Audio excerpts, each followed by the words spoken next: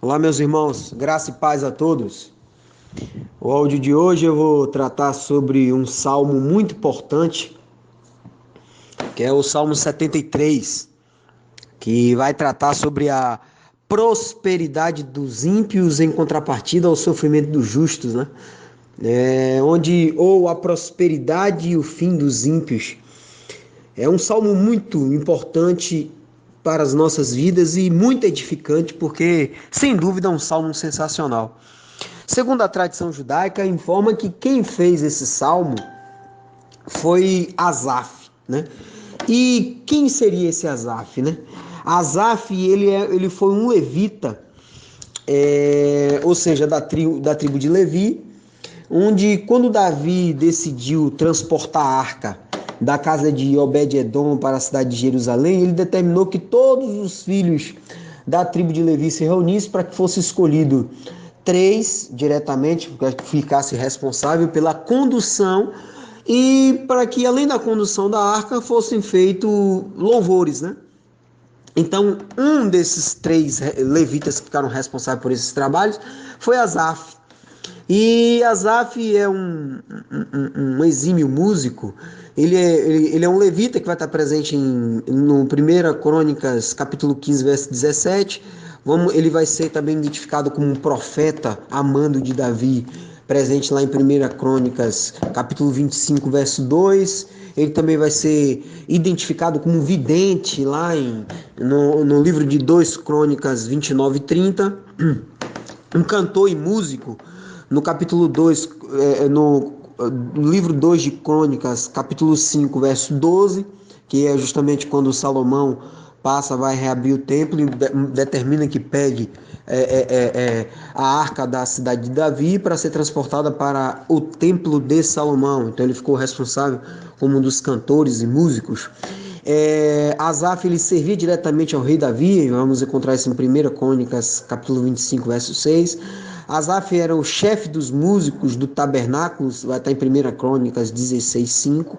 E alguns, isso é bastante discutível, se ele seria o autor do livro de Crônicas, ou um dos autores, né? Isso estaria presente em 2 Reis, capítulo 18, verso 37, mas isso é discutível, entende-se que esse seria outro Asaf, mas que identificam ele como autoria, como autor do Salmo 50, que vai falar sobre a questão da adoração ao Senhor, e também do Salmo 73 ou 83, né?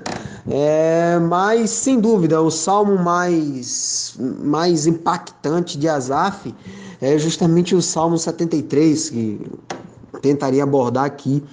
Esse salmo ele é muito lindo, ele do verso 1 ao verso 16 é praticamente uma afronta que Asaf faz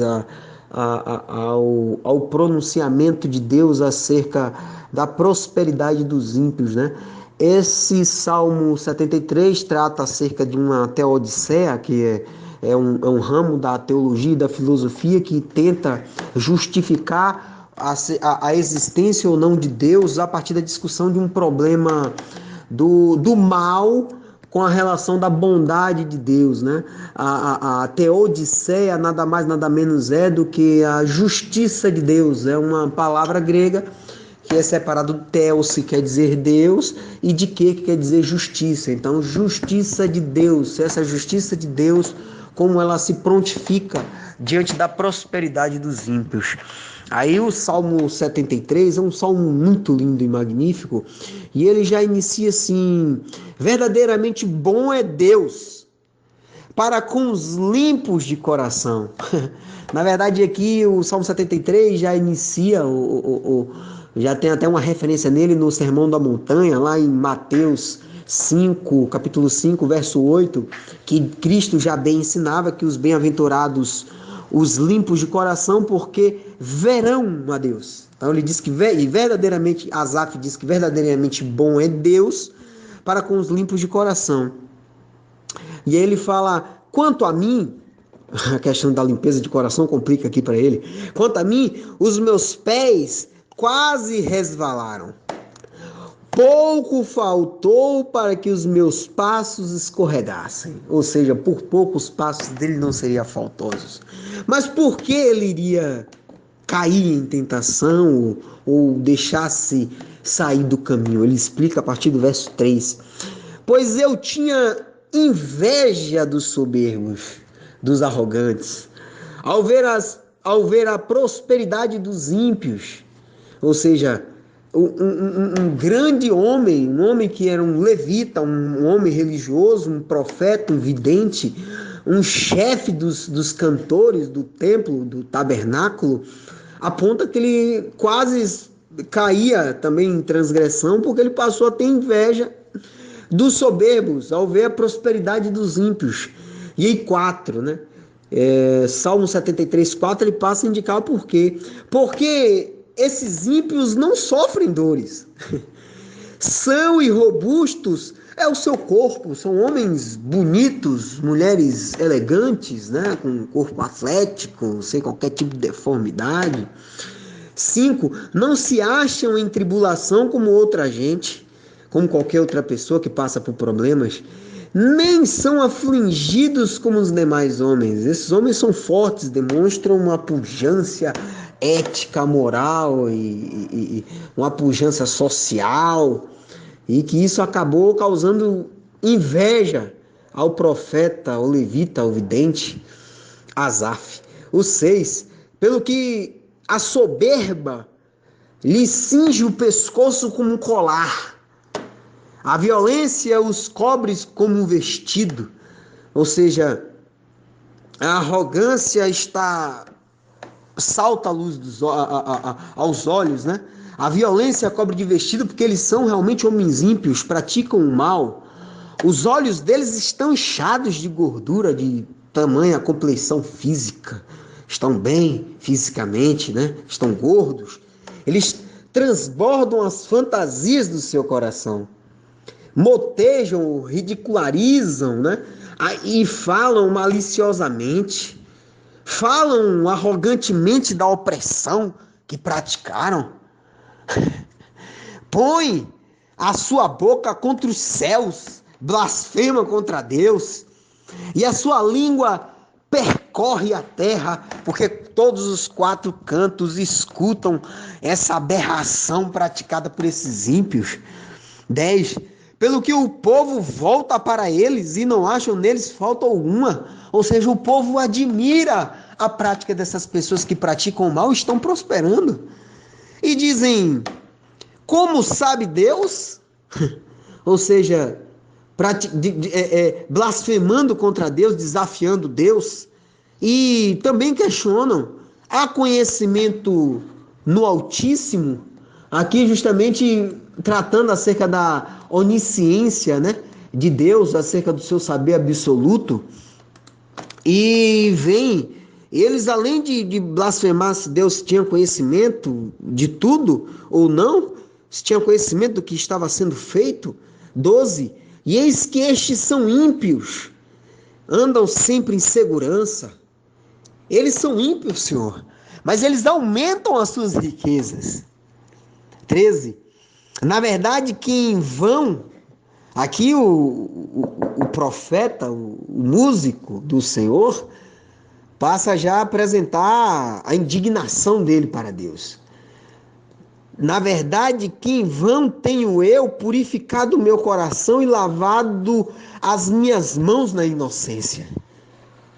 Pois todo dia tendo sido afligido e castigado cada manhã, de inveja da prosperidade dos ímpios.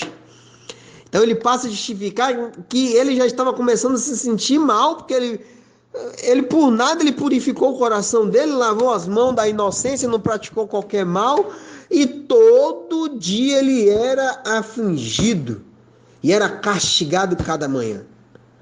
E 15, se eu tivesse dito, também falaria assim, conforme os ímpios, eis que me teria havido traiçoeiramente para com a geração dos filhos de Israel. Ou seja, para com a geração dos teus filhos. Aqui ele aponta que ele iria abrir mão de toda historicidade, de todo mandamento, de tudo que ele aprendeu no decorrer de sua vida, ele teria que renegar a Deus para poder falar assim. 16. E quando me esforçava para compreender isto, achei que era uma tarefa muito difícil para mim.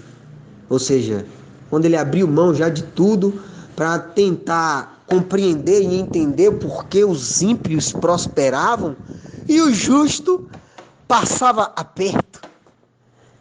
Então, ele aponta que a solução no verso 17. Até que entrei no santuário de Deus, então percebi o fim deles. O fim daquela minha angústia, da minha inveja. Lembra-se aqui aquela palavra muito linda presente em Isaías 6, que Isaías entra no santuário de Deus, e ali ele é santificado com a brasa viva tirada diretamente do altar e tocou a boca dele, e todas as iniquidades foram tiradas e expiados o pecado daquele homem. Isso vamos encontrar lá em Isaías capítulo 6, versos 6 e 7. E aqui realmente Asaf passa a apontar que, diante de todas essas angústias, a inveja que ele tinha dos ímpios, depois que ele entrou no santuário de Deus, então percebeu o fim deles. 18. Certamente tu, depois da experiência que ele teve no santuário de Deus, ele diz: certamente tu, Deus, os põe esses ímpios em lugares escorregadios, tu os lanças para a ruína. Porque Deus permite a todos esses ímpios a possibilidade que eles possam até cometer os equívocos para lá na frente serem talvez justificados segundo o livre-arbítrio de cada um. Mas aquela riqueza, tudo são os lugares escorregadios, onde pode levar para o abismo, onde pode a pessoa escorregar para a salvação, a experiência que cada um determine. 19. Como caem na desolação no momento esses ímpios e ficam totalmente consumidos de terrores. 20. Como faz com o sonho o que acorda, assim é o Senhor. Quando acordares, desprezarás as suas fantasias desses ímpios. Então esse momento mágico que os ímpios passam de uma possível impunidade, uma aparente impunidade, tudo isso vai acontecer como um sonho quando se acorda, né? Onde todas as suas fantasias são deixadas de lado e aí vem a própria realidade. 21. Quando o meu espírito se amargurava, aqui o profeta diz que quando o espírito dele se amargurava e ele sentia picadas no seu coração, eu fiquei embrutecido, fiquei indignado, fiquei um homem raivoso e nada sabia. Já era como um animal diante de ti, diga-se um animal irracional, parou a deixar de lado a fé e os sentimentos e a ordenança de Deus. Todavia estou sempre contigo, Senhor. Tu, Senhor meu Deus, me segurarás a mão direita. Tu, Deus, me guias com o teu conselho e depois me receberás em glória. Que grande experiência porque o Senhor me passou no santuário de Deus. 25. A quem tenho eu no céu senão a ti, Senhor? E na terra não há quem eu deseje além de ti. A minha carne e o meu coração desfalecem. Do meu coração, porém, Deus é a minha fortaleza. A fortaleza do coração é Deus. E o meu quião, a minha herança, os meus direitos, para sempre estará em Deus. Que lindo, viu? Pois os que estão longe de ti, Senhor, perecerão, irão morrer. Tu exterminarás todos aqueles que se desviam de ti. Mas, para mim, Deus, bom é aproximar-se de ti. Ponho em ti a minha confiança no Senhor Deus, para anunciar todas as suas obras. Quão linda é a palavra desse Salmo 73 que tanto nos ensina. Aquela é uma parábola para o dia presente, onde tanto se escuta: ah, eu sou muito justo, eu sou muito bom, por isso eu não prospero, por isso eu não tenho nada. Mas a resposta está aí. A vitória, a prosperidade e o fim dos ímpios está ditada por Deus para todos. Quão lindo é o aprendizado advindo desse Salmo 73, porque hoje, em dias atuais, onde assistir o sofrimento do justo, né, e a prosperidade do ímpio, algumas pessoas talvez com a mente fraca, ou afastado de Deus, ou longe da sua santa palavra, vai passar a tentar colocar Deus na parede, né? Sendo o Senhor, isso não tem lógica, né? Como é que o Senhor pode justificar isso aqui, né? É uma coisa extremamente difícil. Mas eu acho que até o próprio Salmo 73, ele vai ensinar duas coisas maravilhosas, né? A primeira é justamente que vai estar lá no verso 1, dizendo que Deus ele é verdadeiramente bom com os que são limpos de coração. Tanto é que Cristo, lá no Sermão da Montanha, Mateus 5, verso 8, ratificou esses termos, né? Como uma bem-aventurança para todo homem. Então, os limpos de coração, realmente, eles vão estar desprovidos de inveja, desprovidos do pecado, desprovidos de todas as mazelas desse tipo de pensamento nos atrai. Tanto é que a inveja, por pouco, né? Lá no verso 12, o profeta, o Asaf, o levita, falou que por pouco os pés dele não fraquejavam, e ele já estava praticamente disposto a largar a justiça, a bondade, para andar no mau caminho, para ser muito bem aceito, para ser muito bem visto pelo povo, né? Tanto é que lá no verso 10 ele vai dizer que pelo povo volta para assistir essas pessoas e não acham nele qualquer falta. Então a tese que até existe popularidade dessas pessoas que são ímpias, mas aqueles que são limpos de coração, eles estarão livres desse tipo de julgamentos. A gente vai apresentar aí no verso 1. Outra coisa muito linda que vamos aprender aqui vai estar no verso 17, onde no 16 ele informa que ele já estava se esforçando para compreender todo esse fenômeno de prosperidade daqueles que praticam iniquidades e ver quem trabalha com justiça passar pelo mal. Mas ele diz, como já se esforçou dia após dia tentando compreender, e ele achou uma tarefa extremamente difícil, até porque ele estava sendo castigado dia após dia, a cada manhã. Toda manhã a dor dele se renovava no mesmo ponto, para entender a prosperidade do ímpio. Então o 17 ele vai achar a chave para acabar com o sofrimento dele. Ele fala até que entrei no santuário de Deus, então percebi o fim de todos os meus questionamentos e sentimentos de coração, de alma, de espírito.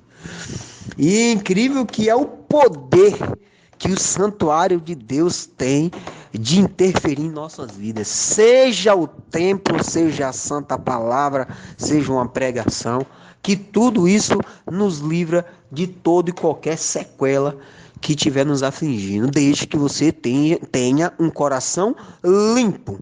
Até porque Deus será verdadeiramente bom para os limpos de coração. Isso já está ensinando desde o verso 1.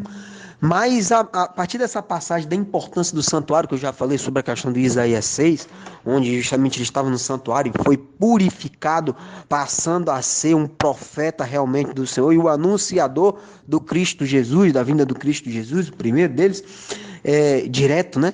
Então, mas tem outros salmos que passam a apontar a importância do santuário, que vai estar, encontramos em Salmos 27, verso 4, diz assim: um anseio manifestei ao Senhor, e a sua realização busquei, que eu possa viver na casa do Senhor todos os dias da minha vida, para contemplar a glória do Senhor e buscar a sua orientação no seu templo, que foi justamente o que Asaf fez.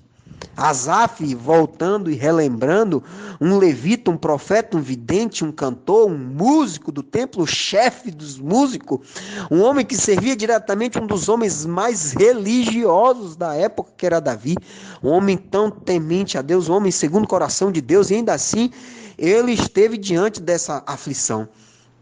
Então sabiamente ele percebeu que todos os anseios e buscas de concretude dos seus planos ele tinha que buscar no santuário, que ele tinha que buscar orientação no santuário. Isso a gente vai encontrar em Salmos 27, verso 4.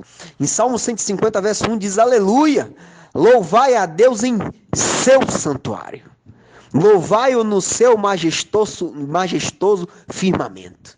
Que a partir do firmamento de Deus, buscando no lugar certo, de coração limpo, vamos conseguir atingir os nossos objetivos. Salmo 63, verso 2. Recordo-me dos dias em que te contemplei no santuário, para mim embeber do teu poder e de tua glória. Você vê que justamente no próprio Salmo 73, ele vai apontado do poder e da glória de Deus, né?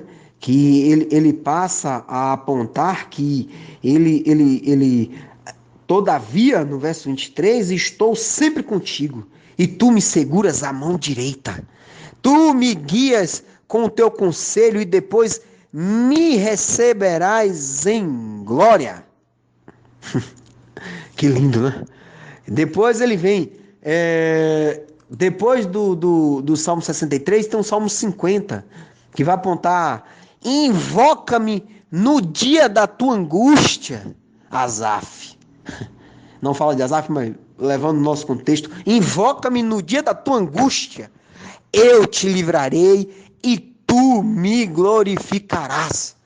É justamente o contexto do Salmo 73. E no Salmo 90, Salmo 90, verso 15 a 17, ele aponta: alegra-nos pelos dias em que nos afliges, e pelos anos em que vimos o mal. Apareça a tua obra, Senhor, aos teus servos, e a tua glória sobre os seus filhos. E seja sobre nós a formosura do Senhor nosso Deus, e confirma sobre nós a obra das nossas mãos. Sim, confirma a obra das nossas mãos. Tanto é que lá no verso 20 do Salmo 73, verso 28, fala assim: mas para mim, bom é aproximar-se de Deus.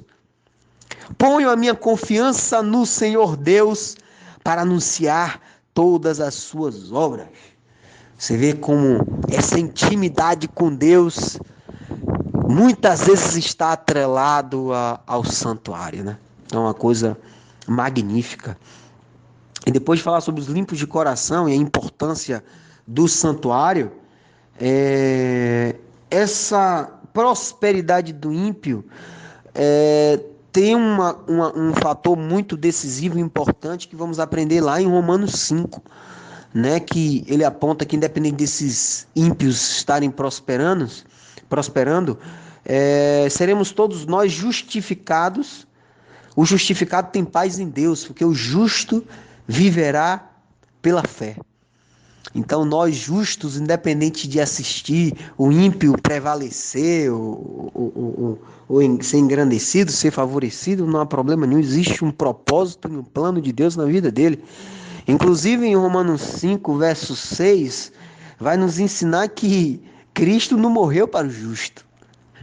Por isso que o nosso cuidado de julgamento para o ímpio, que existe um propósito de Deus naquele momento, qual, felizmente, não sabemos, mas que, como Romanos 5, 6 aponta aqui, porque Cristo, estando nós ainda fracos, morreu a seu tempo pelos ímpios. Cristo não morreu pelos justos, Cristo morreu pelos ímpios. Então a importância muitas vezes de Deus colocar eles num local escorregadio, onde ele pode cair para o abismo ou pode cair para a graça. Ele depende qual o tipo de caminho, qual o tipo de trajetória que ele vai querer escolher. Mas a importância dos ímpios até para o bem e para o justo está sendo apontado no Romanos 5, verso 6, que Cristo morreu para os ímpios. E pior que Romanos 5, verso 7, chega a ser até uma sátira. Sabemos que é muito difícil que alguém se disponha a morrer por um justo. Porque quem tem que ser glorificado, quem tem que ser justificado, e a busca do verdadeiro Cristo por Deus, é justamente o ímpio, né? Então é uma coisa muito linda. E como isso vai se dar, essa libertação do poder do pecado, da impureza, da iniquidade, ocorre justamente por meio da aceitação do Cristo. Entendendo a crucificação, entendendo a importância do batismo, porque se entender exatamente isso, haverá a morte do nosso homem velho, que obviamente foi e será crucificado com Cristo Jesus. Porque a partir dessa morte do nosso homem velho, é que o corpo do pecado ele passa a ser desfeito. E aí a gente não mais passamos a servir ao pecado. Por isso que a importância do Cristo ser em algum momento revelado e apresentado para esses ímpios. Isso tudo está sendo a libertação do poder do pecado, vai estar presente lá em Romanos 6, de versos 6 a 7. Entendeu? Porque por aquele que está morto está justificado o pecado, no verso 7, ele vai apontar sobre a questão do Cristo. Né? Então, a importância do justo entender a questão da existência dos ímpios e a prosperidade dele.